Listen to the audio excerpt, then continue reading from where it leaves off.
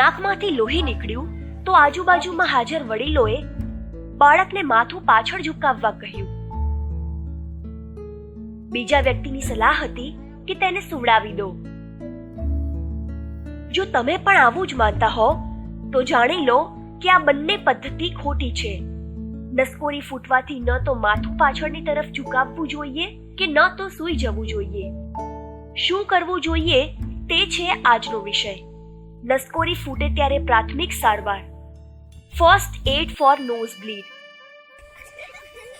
રમતા કૂદતા કોઈ પણ બાળકના નાકમાંથી અચાનક લોહી વહેવા લાગે તો ડરવું એ સ્વાભાવિક છે. આ જ નસકોરી ફૂટવી છે. પહેલા જાણી લઈએ કે નાકમાંથી લોહી વહેવાનું મુખ્ય કારણ શું છે. બાળકોના નાકમાંથી લોહી વહેવાનું એક મોટું કારણ છે ગરમીની ઋતુ. ખૂબ જ ગરમ હવા વહે છે ત્યારે નાકની અંદરની પાતળી રક્તવાહિનીઓ ફૂટી જાય છે અને લોહી વહેવા લાગે છે. નાકમાં આંગળી નાખવાથી પણ નસકોરી ફૂટી શકે છે. આ ઉપરાંત નાક પર વાગવાથી ઉચ્ચ રુધિર દાબ એટલે કે હાઈ બ્લડ પ્રેશરને કારણે અથવા ભૌગોલિક ઊંચાઈ અર્થાત હાઈ એલ્ટિટ્યુડને કારણે પણ નાકમાંથી લોહી વહે છે. હવે જોઈશું કે નસકોરી ફૂટે ત્યારે આપણે શું કરવું જોઈએ. વ્યક્તિની આસપાસ જો ભીડ જમા થઈ જાય તો તેને વિખેરી દો. તમે પોતે ગભરાશો નહીં અને બાળકને પણ શાંત રાખો. લોહી વહેવાને લીધે બીક લાગે છે પરંતુ તે સરળતાથી સારું પણ થઈ જાય છે. વ્યક્તિને આરામદાયક સ્થિતિમાં બેસાડી દો. સ્થિર કરો અને આગળ ઝૂકવા માટે કહો. આગળ ઝૂક્યા બાદ વ્યક્તિને નાકના નરમ ભાગને આવી રીતે દબાવવા કહો. આ સ્થિતિમાં મોઢેથી શ્વાસ લેવો જોઈએ.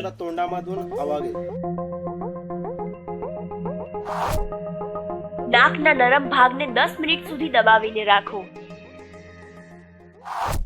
ત્યારબાદ ચકાસો કે લોહી બંધ થયું કે નહીં. સામાન્ય રીતે આટલી વારમાં લોહી નીકળવાનું બંધ થઈ જાય છે. સ્વચ્છ રૂમાલ અથવા કપડું લો જેની મદદથી તમે અથવા જે તે વ્યક્તિ જાતે જ બહાર નીકળેલું લોહી લૂછી શકે. પરંતુ જો 10 મિનિટ બાદ પણ લોહી નીકળતું હોય તો તરત જ નજીકના ડોક્ટર પાસે જાઓ. તમે એમ્બ્યુલન્સ પણ બોલાવી શકો છો. હા, मी राऊत सर बोलतोय, चांगेजपाडा आश्रम शाळेवरून. એમ્બ્યુલન્સ અથવા મદદની રાહ જોતી વખતે વ્યક્તિને આવી સ્થિતિમાં રાખો. આગળ ઝૂકીને નાકના નરમ ભાગને દબાવીને મોઢેથી શ્વાસ લઈને.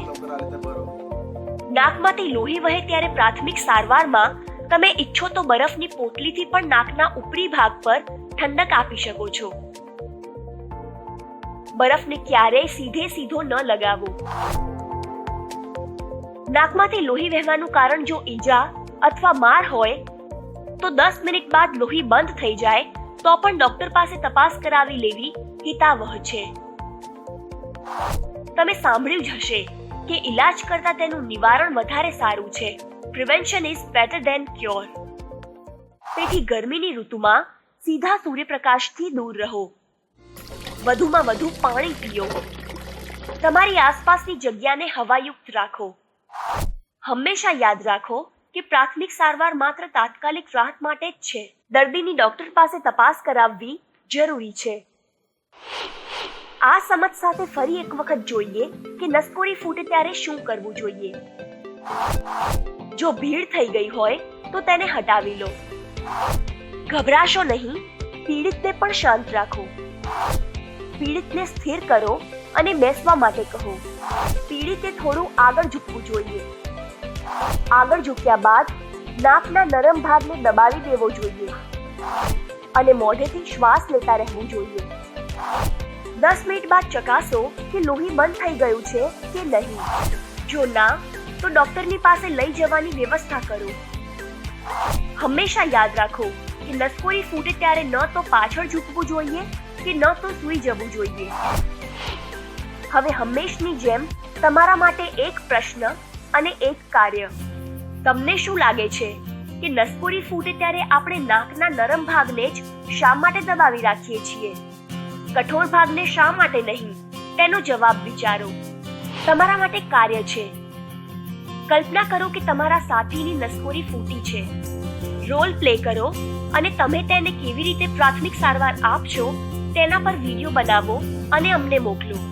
પ્રાથમિક સારવાર શીખો, સજાગ રહો, સુરક્ષિત રહો અને સ્વસ્થ રહો.